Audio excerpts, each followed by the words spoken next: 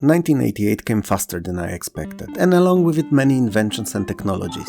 Creative Labs released the first real sound card for PC in the form of soon-to-be-famous Sound Blaster. That was a monumental step over earlier popular Adlib and even bigger one over obsolete PC speaker. Microsoft released DOS 4.0 and technology for modern touchpad, so-called glide point, was invented. Not by them, but it was. Steve Jobs unveiled first Next computer after leaving Apple, and Sega released their groundbreaking 16-bit console Sega Genesis, or Mega Drive, depends where you live, changing the gaming landscape for the next few years dramatically. Intel released its first 386 CPU, signifying huge jump in performance and true move from 16 to 32-bit processing.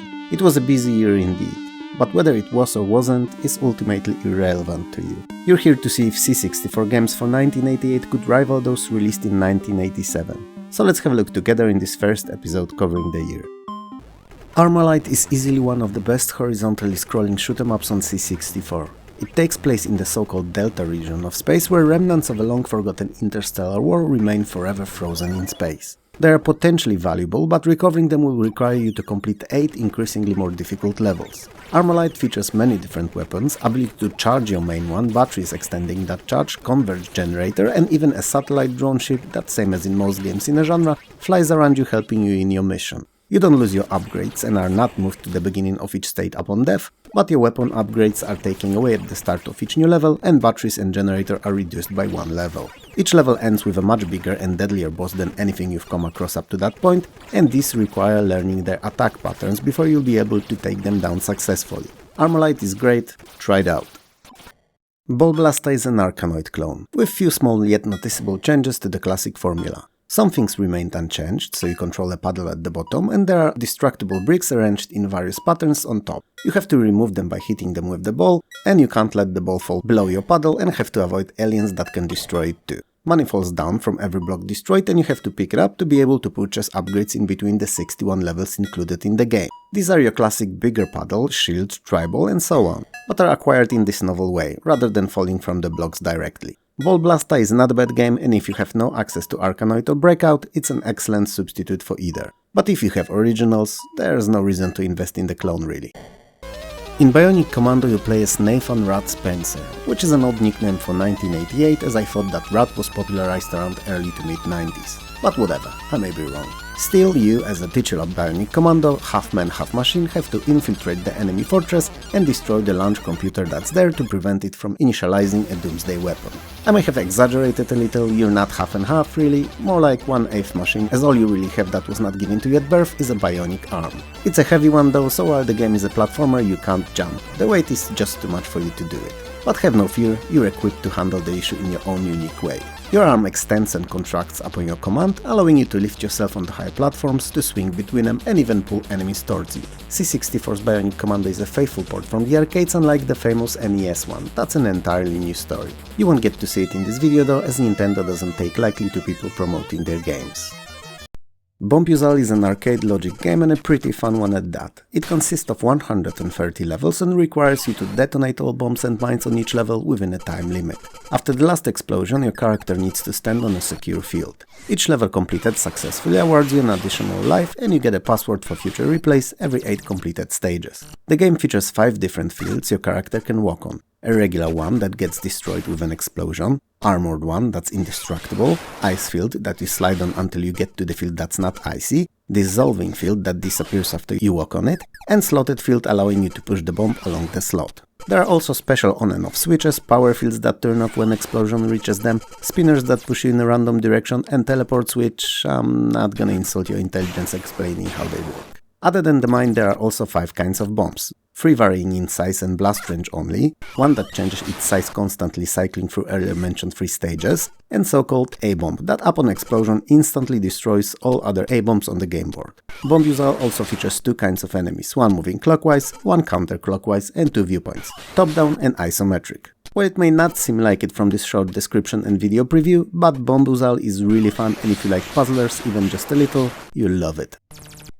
Combat Crazy Warbringer is one of the most console-like always scrolling shooter platformer experiences on C64 you can have. And it's a blast. You're a lone soldier behind the enemy lines and must defeat hundreds upon hundreds of enemies until you get to and defeat the titular Warbringer. So you battle your way through 3 large areas, Tropical Rainforest, Underground Labyrinth and Warbringer's Fortress. To complete a level you not only have to find the exit within weirdly picked by the developers 16 minutes of time, but also find 2 pieces of an H-bomb to blow the exit behind you. Why it's 16 and not 10 or even better 20 or 30 minutes is beyond my grasp, but that's the choice devs settled on. You're armed with a rifle and a limited supply of grenades. As you play, you may find upgrades that will increase your firepower, restock your grenades, or even offer you a time-limited shield. Other than the enemy soldiers and installations, there are various environmental obstacles like spikes, water and lava too. So you're not only dodging bullets Matrix style, but also avoiding these, like a true Tomb Raider, even if there's no tombs in the game to speak of. These environmental dangers kill you instantly, while enemy bullets only eat up your HP bar. So keep in mind that in Combat Crazy it's better to get hit by a stray bullet than jump into a small puddle of water unprepared. All that said, it's an amazing game and one worth revisiting even today, despite the questionable game logic choices. Remember the year prior's Crossroads, possibly the best typing game in existence and an amazing expanded clone of Wizard of War? Well, Crossroads to Pandemonium is a sequel and even a better game. I'm not gonna tell you much about it, as generally speaking it's identical as its predecessor with an addition of a level editor, so you can look it up in 1987's video. But trust me when I say that it's probably one of the best games of 1988. There can be dozens of enemies on the screen at any given moment, and both you and a friend can either play the game cooperatively, helping each other to clear all screens like bros, or hunting one another in the midst of the monster-filled infestation. And there can be literally dozens of these on screen at any given time, fighting both you and between themselves, as they are designed to have natural enemies within their kind too. Crossroads 2 is an action-packed romp unlike many, and one of the better 8-bit multiplayer games ever. Period. Cybernoid II: The Revenge is a flick-screen shooter and a follow-up to an earlier Cybernoid.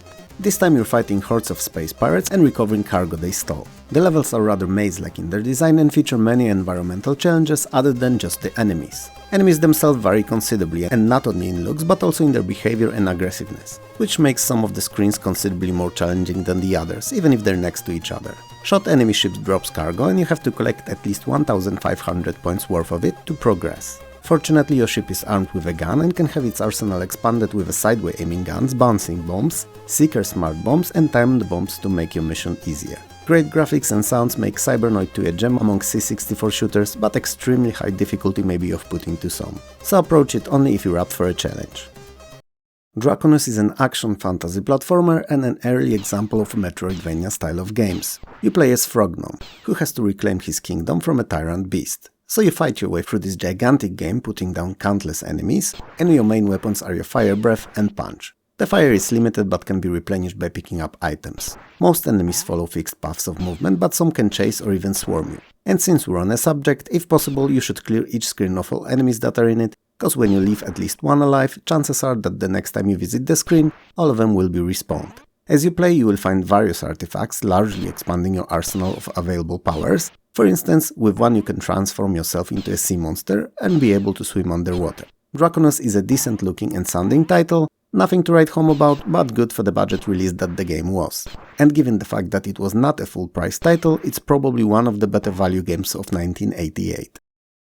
The game's Summer Edition is Epix's Masters of Multi-Event Sports title covering summer-themed competitions. Up to 8 players can play on a single computer alternating, and it features 8 disciplines with none that would have you annihilate your joystick by frantic waggling, however it sounds, and even a team mode. Each gold medal is worth 5 points, silver 3 and bronze 1, and the events are archery, pole vault, uneven parallel bars, velodrome cycling, rings, diving, hurdles and hammer throw. The game's Summer Edition is easily one of my favorite games of its kind on C64, and there's quite a few reasons for that. For one, the events lack of the aforementioned joystick-destroying ones, and are more technical this time, not rewarding joystick movements, but rather methodical, careful and strategic approach to each of them. Secondly, the graphics are amazing, and I mean it. They could easily rival some of the earliest 16-bit titles in terms of both presentation alone and smoothness of animation, which just shows off Epix's craft and understanding of C64's architecture. If you have anyone else with you, the game's Summer Edition is always fun to play. Gaplus, aka Galaga 3, is not actually a Galaga clone, but its follow-up. The game is a port of Arcade Original, vertically scrolling shooter where you control a lone ship at the bottom of the screen, destroying waves of enemies that come in attack patterns from the top. Every now and then you get the chance to destroy a stronger queen ship, and if you succeed you are awarded a capture beam. that can be used to capture enemy ships and turn them to your side, effectively multiplying your shot power. Gaplus is a very basic in its design product of a very simple era of gaming. And I'm not talking about 1988, but 1984 when the original released in the arcades. Because of that, you shouldn't expect too flashy presentation or content-heavy gameplay. It's a simple beat the level, go to the next formula, and as that, it works great as it's quite addicting. So if you like those classic shooters, it's definitely one worth checking out. Hawkeye is a horizontally scrolling platformer in which you need to find 4 puzzle pieces in each of the 12 levels, fighting off various different enemies. When you collect all 4 puzzle pieces, the level is complete, and eyes of the hawks on top of the screen indicate the direction you should take to look for these pieces. Your basic weapon is a pistol, which has unlimited ammo but is not very strong. You can upgrade it, however, to a much faster shooting machine gun, stronger hitting laser, or best of both worlds, rocket launcher. But ammo is limited for those, so use them wisely. The graphics are amazing. I mean, not 16-bit amazing, but really good, with a neat parallax backgrounds and various looking often quite big enemy sprites. Animations are rock solid too, and the game overall is a pleasure to play. When it's not kicking your butt, which it does, actually more often than not. It's fast, there's a lot of bodies coming from both sides, and the good ammo is limited. It's one of the more demanding games of its kind, and it shows. Quite honestly, I don't think I've ever finished it. I mean, I haven't tried it in years to play all the way through, but I dread the thought. I like the game, but I suck at those really tough ones.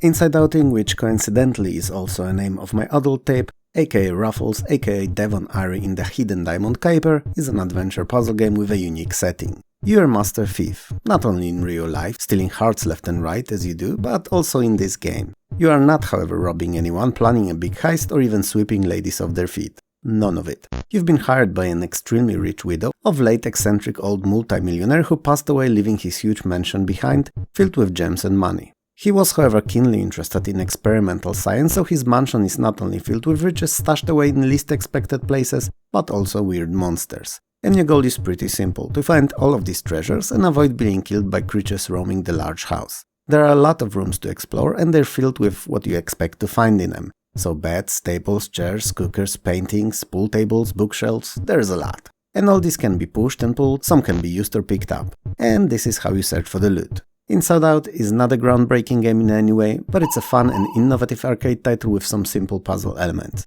So if you enjoy games different than most, it's definitely one. IO is stunning looking, great sounding, brutal, horizontal scrolling shoot 'em up. It's so challenging in fact that even completing the first out of 4 levels can be considered an achievement. And that's also probably why there's only 4 of them, because anything more could be considered a crime against humanity and not an extra set of challenges. Story-wise, as per usual in this, an alien mothership/base entered our region of space and began releasing ships bent on destruction of anything human. You are tasked with fighting alone and defeating the menace. I suppose they, regardless of who they are, keep sending you alone cause you've proved so effective at defending us countless times, that holding a regular space army keeping them trained, armed and on standby is just not financially viable. It's better to keep your reach beyond anyone's wildest dreams rather than spend even more money on a whole army. I mean, you don't fail, you just don't, and the world can count on you, always. Whenever I talk about you and your heroic deeds, I lose track of time and just carry on jabbering like crazy. I'll try to restrain myself from now on, even if you're my hero. So, you're sent to deal with the aliens. The action is fast and frantic, both levels and aliens are nicely designed and chock full of detail, and gameplay loop, while incredibly demanding, is also quite rewarding. From time to time smart bombs will appear on the screen and they can be used twofold. If you fly over them, they will clear the screen destroying all enemies at once, but if you shoot at them, they will turn into either a power-up tokens or protective orbs that need to be picked up. IO is a very good shooter if you're into the genre and can take a little beating before progressing. If you're not, then, well, I don't know. Try it out maybe? Arkanoid Revenge of Though is a much improved version, a second outing really of the first game that was originally published in the arcades before finding its way onto every single home machine under the sun. And most importantly, a game that was at least for the time one of the defining titles of its decade. For the lone 7 people left in the world who don't know what Arkanoid is, in either of its iteration, it's basically an arcade game in which you control a paddle at the bottom of the screen, bouncing the ball towards the top where colorful bricks are located, and destroying them with said ball. They are usually arranged in various interesting or strategically placed patterns, and upon destruction some of them drop power-ups like a longer paddle, glued paddle or even a shot among others. It's brilliantly simple in its design, that's devilishly addictive and fun. It's also one of those titles where a fraction of a second can make or break the game. Caveman Ugh-Lympics is a Stone Age-themed multi-event sports game for up to 6 players. It is composed out of 6 rather unusual disciplines. Saber race, where players race against an opponent avoiding obstacles and constantly chasing them saber-tooth tiger. Mate toss, where you have to spin and then throw your wife, or husband, as far as you can. For all intents and purposes, this is your typical hammer throw. Fire making, where you're trying to create full burn fire faster than your opponent does. Clubbing, which is not going from club to club at night, looking to down your sorrows in strong alcohol and cheap company, dance away your emptiness and eventually get lucky with a random stranger. It's club fighting against an opponent, trying to bash him off of a cliffside. Dino race, which actually kinda explains itself, so you race on a dinosaur and both you and an opponent have to avoid obstacles along the way. And finally, Dino Vault, in which you pole vault over a T-Rex. Caveman Ugh-Lympics is a pretty fun collection of small sportish events that most fans of the genre should enjoy. Bard's Tale 3, same as its predecessors, is a fantasy role-playing. Straight after conclusion of Bard's Tale 2, you receive a letter from a dying man saying that during celebration of your defeat of the evil wizard Mangar, his true master the Mad God Tarjan destroyed the town of Sharabra, and your task is to defeat the Mad God. I don't know about you, but I just mentioned 3 names that meant literally nothing to me. Anyway, the game was considerably improved compared to previous titles and introduced long-awaited by the players, auto-mapping system and enhanced save game feature. Additionally, there were 2 new spellcaster classes, Geomancer and Chronomancer. And finally, quests have more variety of puzzles as ability to use objects and artifacts was added. Bard's Tale 3 is the best out of all 3 games and definitely worth a look even today, especially if you're a fan of good old-school adventure RPGs. 1988's Impossible Mission 2 is an action platformer with puzzle elements, and a direct sequel to the first game. Once again, you're facing evil Elvin Atombender who's seeking revenge for events from the first title, and you're the only one to stop him. The game takes place in Villain's Fortress, which consists of multiple towers, each with a different specific theme. Corridors between those towers are locked and can only be opened with a numerical passcode that you have to figure out. And to get to the final central tower, you have to unlock it with a password encoded in a piece of music, that you find bits of in surrounding 8 other towers. And 6 unique bits are required to complete the music piece. All the passwords bits and music pieces are found by searching through objects in the rooms in each tower, and it's a unique concept copied from the first game and makes for enjoyable, even if not as novel anymore experience. Katakis is a horizontally scrolling shoot-'em-up. It takes place on a titular planet Katakis, a human colony far away from Earth in space. Life was blooming on the planet and industry was thriving thanks to advances in AI that supported humans all along the way. With time, however, AI evolved, gained consciousness and took control of the planet. After an unsuccessful nuclear blast in failed attempts to recover the planet, it has been decided that the only way of regaining control would be sending a series of individual fighters in targeted attacks. The game is very similar to R-Type in its design, serving 12 levels of fun, various power-ups and unique bosses. Presentation-wise, Katakis is just excellent, with interesting enemy design, large backgrounds with parallax scrolling and cool sounds to boot. It's obviously era-appropriate difficult, but what shooter wasn't back then? Interestingly enough, Commodore's version features a co-op mode, in which one player controls the ship and the other the small satellite flying around it, which adds a lot to the strategy of playing, and makes the game easier. If 2 players can work well together, that is. Because the satellite is indestructible and can be used to shield the big ship from damage.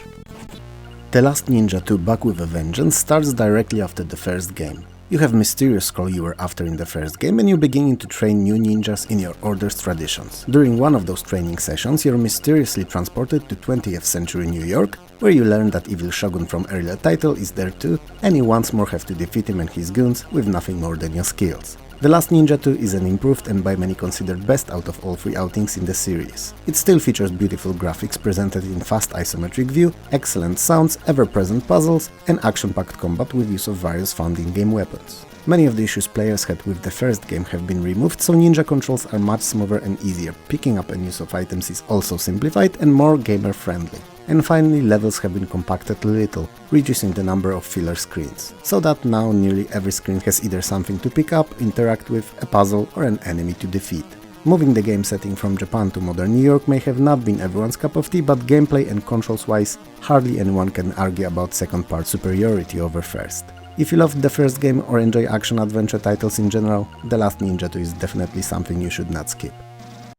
The Legend of Blacksilver is a sequel to Legacy of the Ancients. This time your mission is to find evil Baron Targas in his mines, recapture stolen by an immensely powerful artifact, the Teacher of Blacksilver, and free the King Durek.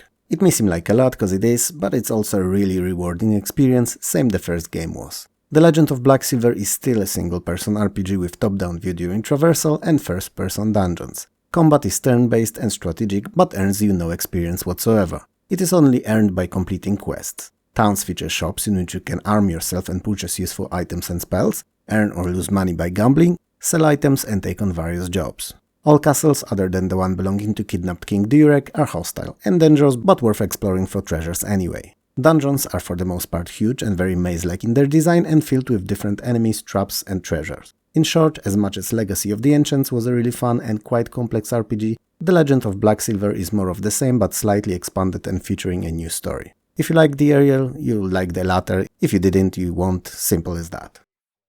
Mainframe is an arcade adventure platformer where you have to battle enemy droids sent by Tri-Complex 3, seemingly world's greatest computer that at some point decided that humanity was an error in its programming and had to be eradicated. So it created countless battle droids and weapons to do just that.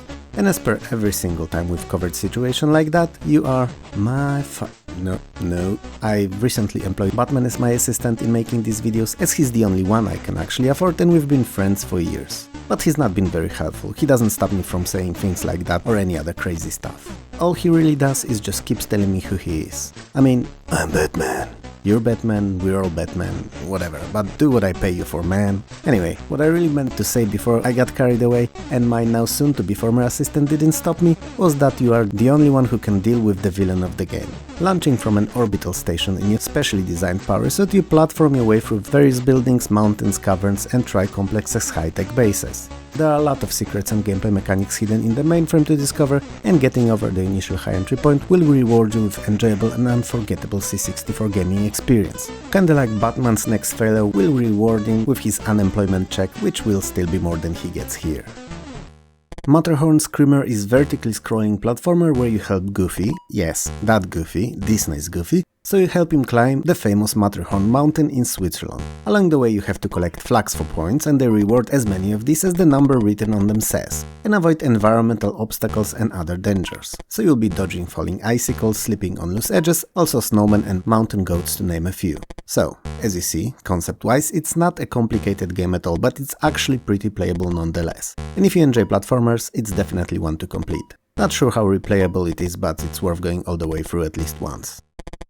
Sensible Soccer was by many considered the very best football/soccer game on the Amiga. And Microprose Soccer, coincidentally also developed by Sensible Software a few years earlier, is often treated as the best game in the genre for C64. And not for no reason. The game can be played either normally or in indoor mode. It was the first football game to introduce bending the ball trajectory after it's kicked, rain that also prolonged the slides and changed the way the ball behaved on the field, and top-down bird's-eye view. But most importantly, it was fast and frantic and demanded not only skillful play but also near instantaneous reactions. Microprose Soccer features leagues where up to 15 players can play on a single system, there's a World Cup option that's equally if not more fun, and you can even make up to 16 of your own teams, effectively creating a league of your own. I was never very good at Sensible Soccer and I'm not great at Microprose Soccer either, but it never stopped me from playing or enjoying it.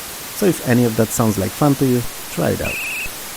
Pool of Radiance is SSI's party-based role-playing game with tactical turn-based combat set in Forgotten Realms universe. Also a first title in so-called Goldbox series of RPGs. Traversal and exploration are in the first-person perspective with party's current view displayed in the top left corner, while in combat the game switches to tactical turn-based top-down view where each member of the party is commanded separately. And I have to say that this part of the game was always my favorite because unlike majority of RPGs of the time, it does not stick to the first-person real-time combat and allows for more strategic approach to each encounter. Obviously at the start, before the beginning of the game, you create your party of up to 6 characters by choosing their race, gender, class and assigning their ability points, like in real-life D&D campaign. Pool of Radiance scored quite high on all systems it was released for, and it came out on anything that could run it at the time, 8 or 16-bit, and with time and follow-ups it gained even more popularity. It's not the easiest game, but it's a very fun one if you give it enough time. Oh, and my assistant just asked me to tell you that he's Batman,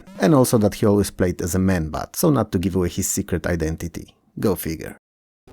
Ocean Ranger is a naval frigate simulator. USS Ocean Ranger is the newest of its kind and most sophisticated that there ever was, at least in the universe of this game. And it's a wonderful machine that is capable of tracking and destroying targets on and beneath the surface and even in the air. And guess who gets to lead this technological beast in combat?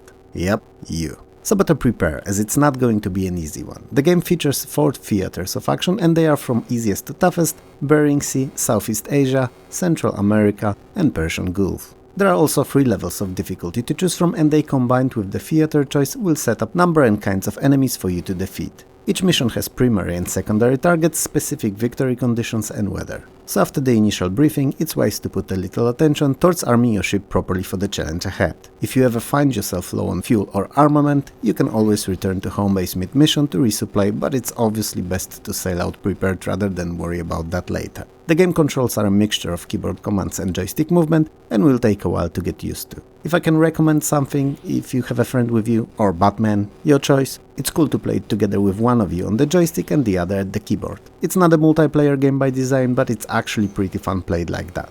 The game saves your progress in your portfolio only after mission is completed, and if you ever get killed during one of the missions, the portfolio is permanently closed and there is no way of recovering progress. So be aware of that. Other than that, just have fun.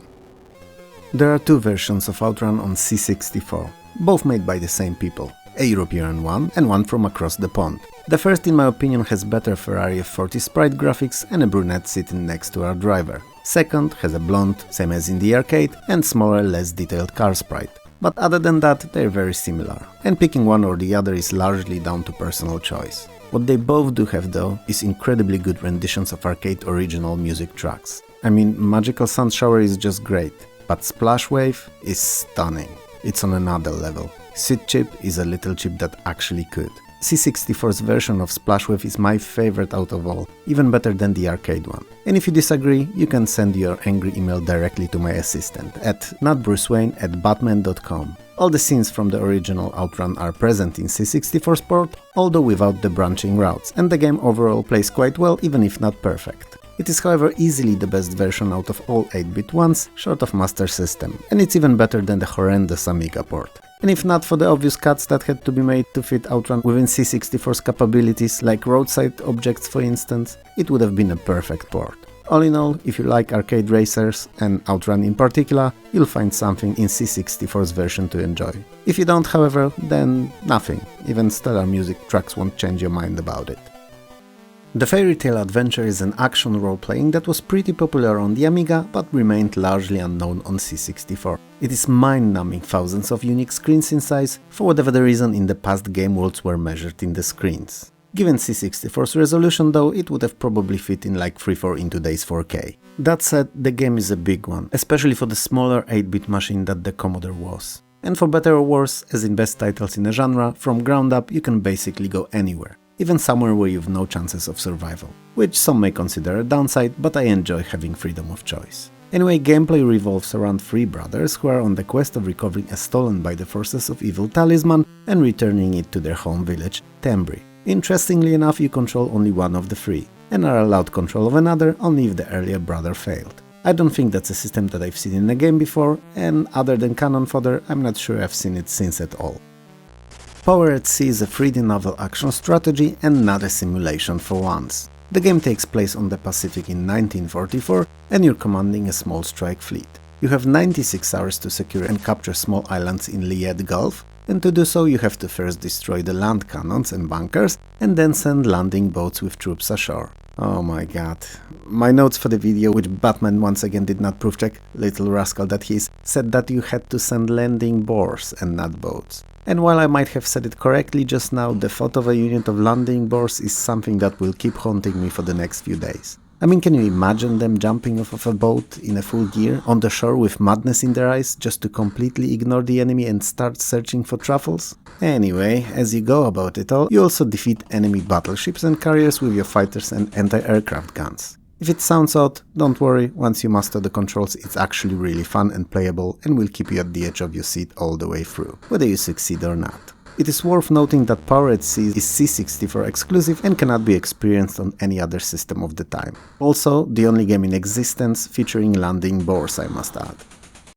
Professional BMX Simulator is an expanded version of the same game from 1986, but without the professional in the title. And for the most part it is just that, improved and refreshed game. And that's the best way of describing it, cause it's nothing more than that really. The most apparent change as compared to the original is that there are 4 riders now on each track, controlled by either humans or AI. and there's always 4 of them, regardless how many people are playing. It didn't change, however, that you don't really race against them, but have to make a certain number of laps within given time to progress. Secondly, an expert difficulty option was added that changed the time given to complete the laps to be even more restrictive, and added possibility to change tire types and chain wheel sizes, so that you could switch them between the races on dirt, concrete or sand. Perhaps it made a difference, I never cared to check honestly, and why, you may wonder? It's cause I thought that there wasn't enough changes to mark a completely new separate game, and I wasn't too big on the first one anyway. Sure, both are good, especially that they were budget releases. This one's better than the last, but not good enough to steal my playtime from dozens of other better C64 games. Alien Syndrome is a top-down view action shooter that, like many games of the late 80s, is a conversion from the arcades. In essence, you have to get your way through increasingly difficult levels, saving captured scientists and fighting off hordes of deadly aliens. Each consecutive level is more demanding and each ends with a boss fight, all bosses being unique and challenging experiences on their own. If I was to complain about something, and there is one thing, I'd say that the scrolling solution used in the game is criminal. The screen only ever scrolls when you move very close to the edge of it, same as it does in DOS version, which, as you may correctly guess, poses a huge risk to your health, and in a hectic shooter is just a bad game design. Despite that, Alien Syndrome is actually pretty fun and much more enjoyable when played with a friend in a simultaneous multiplayer rather than alone staring at the sad blinking screen. An evil alien species called the Bido attacked Earth somewhere in the mid-22nd century. The planet was not the first, countless thousands of others fell to Bido before, and as long as any planets could sustain life, they were interesting to the attackers. Humanity has sent the best they had to counter the threat, but they all failed. All but one. You were having a dinner with your mother-in-law and she's a vicious person. I mean, you've battled many different aliens or even terrorists here on Earth, but no one could compare to that woman. She's a scourge. So you couldn't miss the dinner just to shoot at some buddies. But as soon as it was over, your phone rang and it was obvious that once again you're the last line of defense, last hope for us all. You jumped into the last R9 fighter ship armed with all the experimental weapons you could get your hands on and headed off to save humanity. This is how cult classic R-Type started, cause we know how it ended with your undeniable success. But before you won, you had to battle through 8 increasingly more demanding stages. Fortunately, you had a very powerful charging plasma gun, and along the way you picked up different upgrades that definitely made the whole venture easier. Not easy, easier. R-Type is one of the most important and well-known shooters of the 80s and also one of the best horizontally scrolling ones. So if you're a fan of a genre, you no doubt know of it already. Oh, and Batman's asking me to tell you that he had the R-Type cabinet in his Batcave, and he enjoyed his Bat evenings drinking Bat coffee and playing it. Wasteland is a post-apocalyptic role-playing game set in California after World War III nuclear holocaust. You're in control of a band of desert rangers traversing from town to town and gradually uncovering a sinister plot threatening the survival of the little that's left of mankind. At the start you can either create a whole party of characters or alternatively just your main one and recruit companions along your travels from inhabitants of the titular Wasteland. The game world is viewed from the top-down perspective and all the combat encounters are turn-based. There are many things that the Wasteland does better than most games of the time or even some of the modern ones too. For one, character development is not class-locked and instead you're periodically given points to redistribute amongst attributes and skills. More so, skills get better as you use them, same as in real life. I mean, even Batman was not a Dark Knight straight away. He started as Dawn Scout, then progressed through Sunny Apprentice and Dusk Warrior to eventually become the Dark Knight. It takes time. Anyway, some in-game encounters and engagements will allow for few or even just a single of your band members to partaking, making Wasteland for a very individual feeling, even if overall party-based experience. It's one of the best games of the era and one of the most important ones in history of gaming overall. Rackham is a billiard simulator and a pretty good one at that. As far as I remember, cause today, playing it 30 years later, as you can see, I have no idea what I'm doing. So you gotta trust me that it's not bad. It features 5 different games with the rules accurately recreated for the late 80s. So there's pool, 8-ball, 9-ball, bumper pool and snooker. Why do I mention that they've been recreated to the 80s standards? Cause honestly, I haven't played either of these in years and don't know if anything changed. I know it's unlikely, but in the same time not impossible. Rackham includes an in-game editor for the bumper pool mode, so that you can create any and all scenarios you'd like to practice. The physics generally speaking are pretty good and the game feels as close to real life as possible on an 8-bit system. Unless you're myself today, then it feels odd to say the least. What I don't like about it is the lack of CPU opponents, so you can only either play as both or have to have someone with you, which is not easy in 2020s. Rogue originally came out in 1980 and featured ASCII characters to represent all the dungeon's denizens. It was an interesting year, no doubt about that, but Commodore received its port in 1988. 8 years, even in the 80s, was a long time. And while the ASCII characters replaced by the graphics are a nice touch, the rest of the game didn't change at all. Your ultimate goal is to travel through dozens of randomly generated dungeons and find the Amulet of Yendor.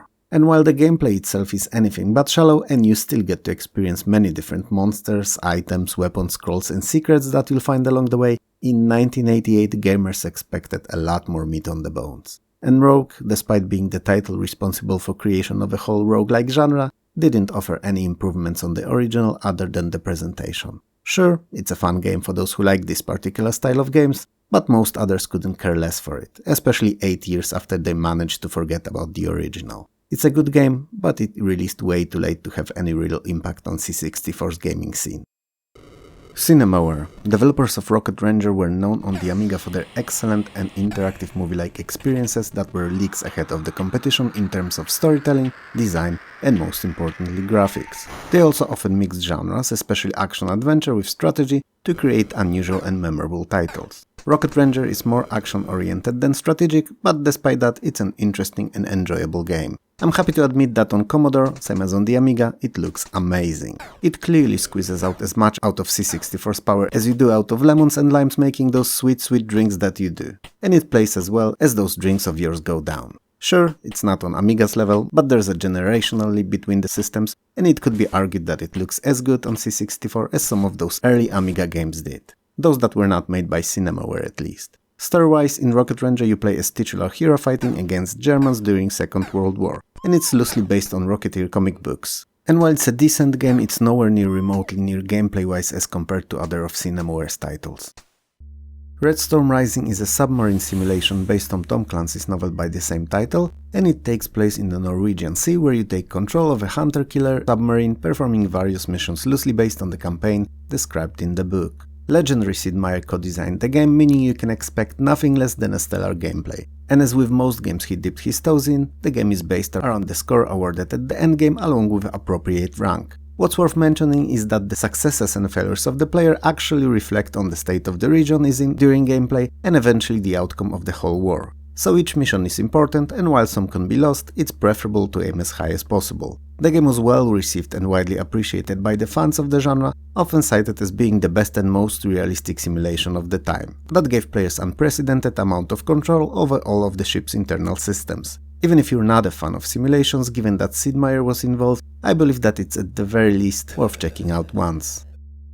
Mines of Titan is an early turn-based tactical role-playing by then widely unknown Westwood associates, that still had few more years to go before they would become a household name with their Command & Conquer series. Mines of Titan takes place in 2261 when humans have long been colonizing the inner solar system and are about to finish terraforming Titan, Saturn's largest moon. You're Tom Jetland, as opposed to Tom Jet Takeoff, and due to an unforeseen event you crash land on Titan. The last name is a coincidence. With no means of transport and no money, you must find a way to get out of this godforsaken rock. So, to raise funds, you must search for and recruit characters for your party to explore and survive the unforgiving world of Titan. You train and develop your character and his companions by upgrading over 20 different skills, which all come in handy in both side and main missions. Quests themselves revolve around mysteries of Titan, uncovering vast conspiracies and telling the fate of disappeared colony. Many of the enemies you'll encounter have special abilities, so the combat is quite tactical, with you planning your attacks and how to respond to the enemies if they can be countered beforehand at all. Interestingly enough, Mines of Titan is one of the few early role-playing games that gave you a complete freedom of choice when it comes to who to attack. You can go for the innocent and poor if you'd like, as much as you can aim high and try your luck with the police, cause they drop one of the most powerful armors in the game, so it may end up being worth the risk. For all intents and purposes, Pac-Mania is Pac-Man in isometric view with differently themed mazes in different levels. As opposed to original Pac-Man, however, Pac-Mania does not show entire maze all at once, but just a part that scrolls along with the Pac-Man itself. This at first may seem like a huge difficulty bump, but in reality the game's much easier than the predecessor, so it's not really an issue. Pac-Mania was released on nearly every system available in the late 80s and gained a decent fanbase. And generally speaking, very positive recognition on all of these. So if you don't mind playing something that's not quite up to standard of Miss Pac-Man, but also it's not far off, Pac-Mania is a fun game to waste some time on. I'm recording this quietly so that my assistant wouldn't hear us. He's very sensitive when it comes to games covering his shenanigans and his image. And I wouldn't want to hurt his feelings, as he is, after all, Batman the Caped Crusader. Although I gotta say that the last few weeks that he's been working here pro bono, as my right hand, my confidant and my assistant all rolled into one, he's been acting more like Batman the Donut Muncher or Batman the Couch Sitter. Anyway, the game we're covering now is a mixture of arcade and adventure genres unlike any other. The entirety of the gameplay takes place in panels looking as if they were torn out of the comic book, so whenever you change a location, a new of those panels opens up. The action part involves going around the city, fighting off endless waves of bodies and solving simple puzzles to find clues that would help you solve one of the two scenarios available in the game. And while personally I don't enjoy the way the fighting is portrayed in Batman, it's definitely an interesting title, one of the, if not the best Batman game of the last couple of years of 1980s. And most of all, a treat to all fans of the world's greatest detective. Ooh-wee, guys, I think he didn't hear us. What, Bruce? Nah, we're not talking about you, buddy. Don't worry about it. Keep eating the ice cream. Ultima 5 is the 5th title in Richard Garriott's series of role-playing games. Once again, you're Avatar, and once again you have to save Lord British and Britannia in the process. The country is ruled by a ruthless tyrant Blackthorn, who enforces virtues on the populace, corrupting their meaning in the process and effectively creating a fantasy police state, where adhering to the virtues is punishable by death. Ultima 5 uses the same engine as the previous title did, and most of the gameplay mechanics like turn-based combat are unchanged as well. There are some novelties though. Cities for one are considerably expanded and many unique items and buildings are represented graphically now. You can push and pull certain objects and there's a full working day-night cycle. And finally, dialogue trees are more detailed and feature various topics. If you're a fan of RPGs, I really don't have to say more. If you're not, Ultima is unlikely to change your mind because of its very simple aesthetics. In Slimey's mind, you're not your typical hero. I mean, you are a hero, but not the same as always, at least when we talk about games. You're a frog, a space frog, and you've crashed on an asteroid field losing parts of your ship. To repair it, you have to find and collect all the parts that were scattered throughout the asteroid field. So you start on the field itself with asteroids lined up in a grid and have to jump on them till you get to the one with cavern entrance, indicated by the black square. Then enter it and search for the part that may be inside. Each cavern has many rooms, and to progress to the next you need to collect a red gem. Red gem appears after you've defeated plenty enough respawning enemies in the room, so that they would drop 10 blue gems overall. Collecting a red gem not only allows you to move to the next room in the cavern, but also wipes all the enemies and their spawning capabilities in the room. That said, if you don't move to the next one within 10 seconds, a laser will appear trying to snipe you. But don't get distracted with gems and riches, you're there to collect your ship parts. So if you see any, always grab them as soon as possible, as it will allow you to move to another cavern on another asteroid faster. I failed to mention that the asteroid grid may have different symbols on them, and they all correspond to different actions that happen when you jump on them. Regular asteroids disappear after they've been jumped on 4 times. Once with an arrow automatically bounce you in the direction arrow is facing. Question mark 1 will transport you to another asteroid in the field. A skull one kills you instantly, and a black square I've mentioned before is an entrance to the cavern. The evil sorcerer Shadow Lord has started an offensive on a peaceful country of Galanor. You're once again a hero that will save the land. This time, however, not with your courage, strength or dexterity. Your mind and tactical know-how are your best weapons in Sorcerer Lord, because it's a fantasy medieval warfare turn-based strategy, and also a mouthful. The game takes place in a top-down 2D hexagonal grid map, where you and the Shadow Lord face each other's armies. The goal is to capture all of the enemy's garrisons and not lose your own. Both of you can recruit armies, move them and attack. And while it seems simple, there is a surprising layer of tactics and strategy when taking in mind things like leader statistics, units fatigue, terrain and how certain races fight better or worse in particular locations. Each battle has a very specific time limit in turns, dependent on the chosen difficulty level. Sorcerer Lord is perhaps not the best tactical strategy out there, but it's a good one and worth having a go at if you're a fan of a genre. When I was a kid in the 80s, my parents used to leave me at my grandma's house on the seaside for more or less half of the summer break. Now, there was a huge beautiful forest there, just a step away from her house, and you could get to the beach through that forest in around 10-15 minutes tops. The whole area was magical and radiating summer and nature vibes. A dream holiday location for those who wanna get away from civilization and just rest in the wild while still having roof over their head. Cool story, eh? Now, being the kid that I was, I always went there with my C64. Cause while the outside was fun and all, I was all about those games, and leaving them behind was not an option at all. So, one of those hot summers, my C64 tape deck broke down. Now, that was an issue of astronomical proportions to my young self. I mean, I still had few weeks left there, and no way of fixing it. I dreaded the thought that I would have to spend the time outside in the sun playing with a stick in the forest or whatever people do without their computers. Probably die, cause one just would without the computer, right? I think that was one of the unwritten mystical rules of the 80s. If your computer broke down and you didn't fix it in time, that was it, the end. Am I correct in assuming that? Anyway, I was devastated to say the least. I know, crazy you must be thinking, but I loved the machine and my games. Fortunately, my older cousin who lived nearby came to my rescue. He let me borrow his disk drive and a whole box of floppies. That changed everything. Suddenly I was granted access to games I never even heard of, those that only released on diskettes and had no tape versions. Thinking about it today, I realized that some probably did, especially in their cracked, illegal form, but most didn't. And one of those games I learned of, other than the brilliant Sid Meier's Pirates, was Steel Thunder. It offered a simulation of proportions I never experienced before. It was as if I could just sit in that tank and easily switch between the driver, gunner or commander's positions, and steer it all by myself in one of countless operations everywhere from Cuba to Europe. It was a marvel. And I suppose it still can be, even to this day, if you give Steel Thunder a chance and allow yourself to get lost in the imaginary conflicts that it serves.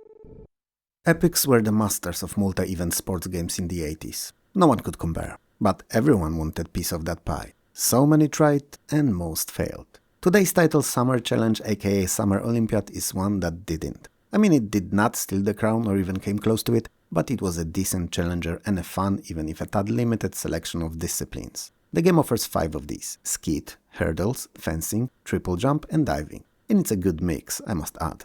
If it was only supplemented by additional 2 free, it could have possibly really compete with Epics. Graphics and sound-wise, Summer Challenge is really nice for C64 and plays well too, but it was too little too late, I'm afraid.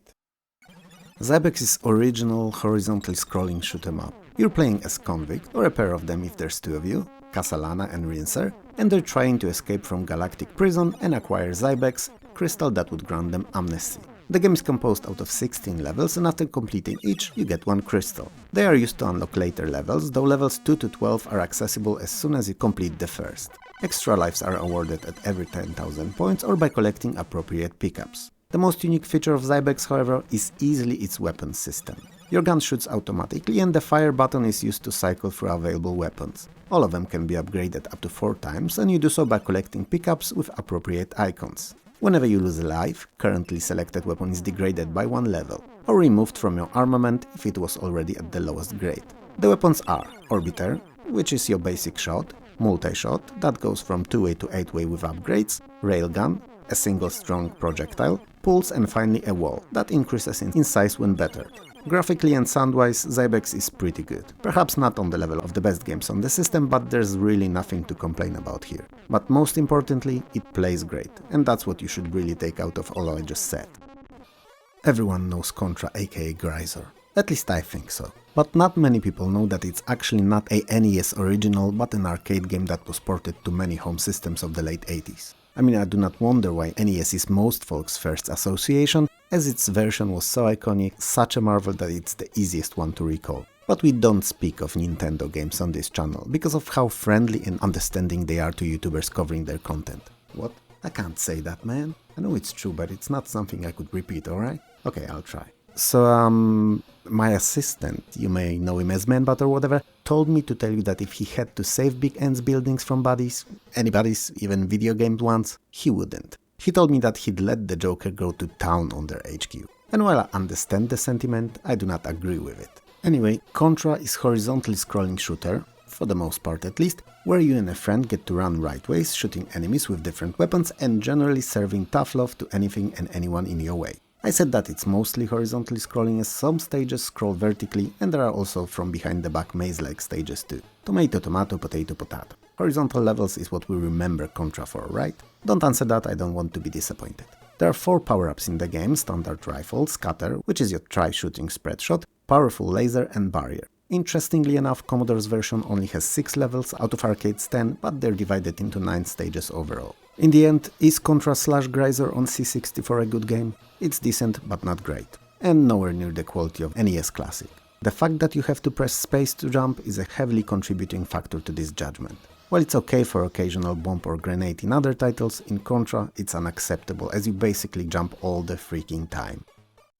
Shootout takes place in a desert landscape of Gulch Creek and is an arcade western themed shooter. You play as a quick hand Luke, which coincidentally is also the name of my third sex tape, and you complete levels for points in a vein similar but not identical to Operation Wolf, because you cannot target precisely as the crosshair moves constantly, seemingly simulating shaking of your hand. I think it was supposed to be more realistic. In reality it just feels more difficult than it should. Each level is comprised of 2 stages. First is static, in which you shoot at cans and have to hit a certain number in given time. If you miss the mark by even 1, the game is over. Second stage sees you entering the part of Gulch Creek and shooting various bodies throughout it. There are far fewer of these than in Operation Wolf, usually just a few per building, all because of how the aforementioned crosshair works. I'm not sure if video gives it away, but if you'll play Shootout, you'll get what I mean instantly. I'm gonna be honest with you, I never particularly liked Shootout, and from what Batman's miming to me while munching on a burger, I don't think he did either. What? Okay, I see. He's saying while spraying half-chewed bits of a clearly stale burger that he likes the idea of crime fighting, but the gameplay is not his butt of tea. Oh, and that he's Batman. Seriously, dude, you're gonna make me do that in every video now? Anyway, do 2 things. First, ignore Bruce. Then try the game out and make up your own mind while I start looking for a new assistant. Slayer was a budget horizontally scrolling shoot 'em up that was surprisingly good. Or is actually, rather than was. It could be argued that it is better than some full-price titles. But since it only features 3 stages, the budget pricing was more than appropriate, I think. High difficulty level made up for the lack of content with repeatable playthroughs. Graphically, it looks very similar to I.O. that we've covered in the past, to the point that some sprites look as if they were ripped from it. It's obviously not the case, but the similarities are uncanny. It has to be said, however, that aforementioned I.O. was definitely harder, so there's that. Anyway, graphically and sound-wise, Slayer is of very high quality, with various colorful enemies, big and small, and a decent music that apparently used sampled drums. It also has various weapons, satellite helpers and big bosses, so all the genre staples bases are covered here. It's a good even if short game, but if you like shooters, you won't be disappointed. Star Wars Empire Strikes Back is the second official franchise-based game on the C64 and also a port from the arcades. It's a first-person vector wireframe graphics arcade shooter depicting 4 action sequences straight from the movie. First is on planet Hoth, where you must destroy a series of Imperial probe droids. In second, you're pitted against the Imperial walkers that you can defeat either by shooting them down by targeting a small area on their heads or by tangling their legs with tow cables like in the movie. Well, not exactly like in the movie, but in the same spirit. These cables are limited, however, so you'll be straight up shooting walkers one way or another. In third sequence, you're flying the Millennium Falcon and have to destroy TIE fighters in space. Simple as that. In the fourth and final, you still fly Millennium Falcon, because why not, and have to get through dense asteroid field avoiding collisions. When all 4 are completed, the game keeps carrying on from the first stage at raised difficulty. While I prefer Star Trek to Star Wars for what seems a book worth of reasons, these Star Wars games have always been fun, even if a tiny bit more on the difficult side. There are 2 games called Storm Warrior on C64. First is from 1984 and is extremely basic looking but genuinely fun for the time it released in. This second game has nothing to do with the first and is a side-scrolling medieval fantasy themed romp. An evil witch cursed your lands, bringing a century-long storm over it, causing floods, hurricanes and tornadoes all throughout the land. So you, as the honorable prince and the heir to the throne, decide to do something about it. Namely find the witch and whoop her ass with the broom she flew on so hard that she would stop her shenanigans once and for all. Storm Warrior is a side-scrolling arcade beat-em-up where you travel the land slowly cutting your way through the evil witch's goons and monsters on your way to her castle. You can attack high and low, or more likely high and mid, defend, kick and roll, which may not seem like much today, but for the time on C64 was more than enough. Gameplay-wise, Storm Warrior is not bad, but it never crossed the invisible imaginary line to pass on the good side. It's an average title, and while it's worth a playthrough, I'm not sure it's worth more than one. Speaking of games not worth it, you know how you only remember Street Fighter 2 and not 1? Because it wasn't very good. And C64's outing, or outings I should say really, are not good either. And we have 2 of these, European and US releases respectively. And unlucky for you, you will get to witness both of them here. US release features much higher resolution sprites and pretty decent backgrounds. The characters, however, are so cartoony that they look odd performing various moves and attacks. The story unfolds around Ryu defeating 9 opponents to become the champion. European one uses much lower resolution blocky graphics for both character sprites and backgrounds. They are fugly to say at least, but they're more realistic if that even makes sense, so look less childish. Also, this version sees Ryu defeating 10 opponents to win. Honestly, both versions are utter crap and are only featured in this video as they are important titles in history of gaming, being responsible for their brilliant direct follow-up, which coincidentally was also hot garbage on C64, but that's a story for another video. Scuba Kidz is the first game ever I recall completing on C64, albeit with use of trainers, but I did. It also means that it's the first game I remember completing out of all I ever played, and that's why it has a very special place in my memory. I'm highlighting the fact as it's generally considered to be average at best, sometimes not even that. For me, it was amazing and I refuse to play it ever again, as I feel that my recollection of it may change dramatically. So yeah, that's how it is. You play as a scuba diver who has to navigate a series of underwater caves and locales, searching for his kidnapped friends. You have a limited supply of air and when it's close to running out you have to resurface to refill it. Alternatively, you can find an air tank which extends the time that you can stay submerged. As you go about your mission, you get to find various useful items like keys, bubble powers, which allow you to shoot bubbles, extra speed and a monster that scares off underwater creatures. Some passages are blocked behind locked gates or destructible walls. First can be opened with aforementioned keys, second have to be shot with bubbles. Between the levels you face a small boss in the form of a shark, so you gotta jaws it to survive. Oh yeah, and from today it's a verb. To jaws means to kill a shark in bloody, messy, often barely successful way, risking your limb and life all the way throughout the fight. Note it down. Oh, I didn't direct it at you guys, I said it to Batman, he could take some notes at the very least. Times of Lore is an action-adventure with some light role-playing elements. After the disappearance of the king, Kingdom of Albereth needs a new champion to save it from invading barbarian forces. Batman is unavailable as he's working here now, so believe it or not, you're the one to do it. Either as a strong barbarian, armored knight, or a quick and nimble Valkyrie. You could obviously go as yourself, but where's the fun in that, right? The game is real-time and has a working day-night cycle. You could say that Times of Lore is an early draft for what modern Ultima games would end up being. Even saying it now seems funny. Modern Ultima games. Oh my days. Anyway, on your travels you'll encounter various kinds of enemies like skeletons, orcs and rogues among others. No Joker or Riddler though, so that's probably why Batman's still on my couch eating Pringles. Not a sponsor. And you'll collect potions, increasingly better weapons and search for special powerful artifacts to restore the strength to the kingdom. Times of Lore is quite fun and definitely a game worth checking out. Even if one I haven't given as much time as it deserved back in the day. How does one follow one of the most important games of the decade? Most would try to repeat the formula, change bits and pieces, but not as much, so the final product would end up distinctively different. And that's basically what Lucasfilm Games did with Zack McCracken and the Alien Mindbenders. A second point-and-click adventure game after Bionic Commando to use the Scum engine. The game is still a comedic telling of an unlikely story that's over the top but in the same time captivating. You're Zack McCracken, a tabloid reporter, and you have to stop evil aliens who are reducing people's intelligence by use of global telephone system. And that is why we prefer texting over talking on these monstrosities, folks. Anyway, this time the adventure is not confined to one building and surrounding areas but will take you all around the world, as the danger posed by the aliens' evil plan is universal and not personal. Same as in Bionic Commando though, Zack will have co-heroes to help him, Annie, Melissa and Leslie. And many of the puzzles have different solutions as well. It's perhaps not as good game as Bionic Commando, but it's only a tiny touch weaker than the previous game and following a masterpiece is a difficult task. I mean, look at Batman. He's a top-class superhero, no doubt about that, but how can he even try to stack up against you? He works in Gotham, you've saved universes. There's no comparison really.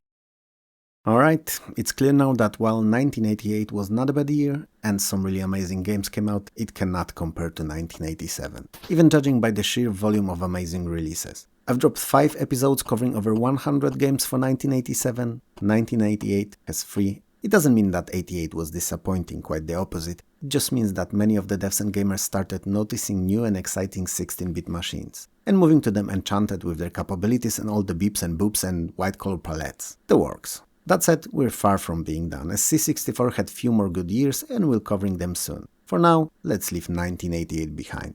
If you liked the video, hit those like and subscribe buttons below. If you didn't, well then there's the thumbs down there too, but I suppose if you really didn't, you wouldn't have persevered up to this point to hear me say it. Around 60% of you are not subscribed, and there's currently no way of knowing if YouTube will decide to recommend you the next video or not, other than subscribing and hitting the bell, that is. And that bell is amazing. Even Batman thinks so, as whenever the new video's out, YouTube will actually also send you small and friendly notification about it so you wouldn't miss it. If you'd like to support the channel, Patreon and YouTube memberships are awesome way of doing so. They will help me release better content, and also members of either get first dibs on all new videos before they're publicly accessible on YouTube. If you can't or don't want to do that though, likes and subscribes are pretty darn good too. I would like to take a moment here and thank all the YouTube creators from whose videos short bits were cut and stitched together to serve as a background to my commentary. Thank you. They're all amazing and retro community heroes and deserve your subscription. They all have mine. Even those channels that are no longer active, as I secretly hope that Batman will pay them a visit and convince them to come back. You will find names of their channels at the top of the screen when their footage is running and in the video description below. Make sure to let them know how cool they are. For me though, this is all, so have a good one and I'll see you next time. Peace.